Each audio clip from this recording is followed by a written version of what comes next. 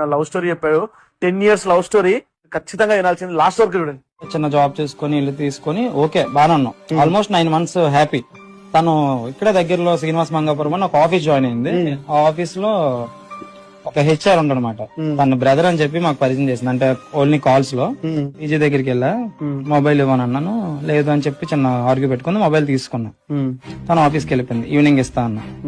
Phone చూసి అన్ని delete చేసేసి జస్ట్ ఆ పర్సన్ కాంటాక్ట్ అన్ని డిలీట్ చేసింది. కానీ ఆ person number already screenshot తీసుందన్నమాట.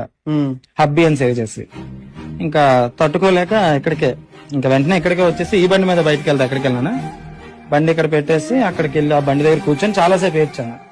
ఏంటిది స్క్రీన్ షాట్ ఏంటి అని అడిగా. జెన్యున్ అనిపించింది అందు. నాతో రిలేషన్ లో ఉంటూ నాతో ఒక ఇంట్లో ఉంటూ ఇంకొకరి రిలేషన్ గా జెన్యున్ ఎందుకు అనిపించింది అని అడిగా.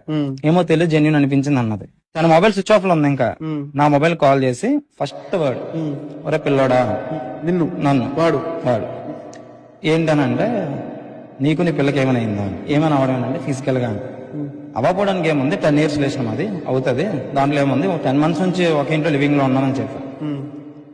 అలా కాదు, మొన్న 3rd night శనివారం రాత్రి నుంచి ఆదివారం నాడు సాయంకాలం దాకా నీ పిల్లతో నేను పడుకున్నా, 7 సార్లు పడుకున్నా, అది అరిచింది ఏడ్చింది అని కూడా.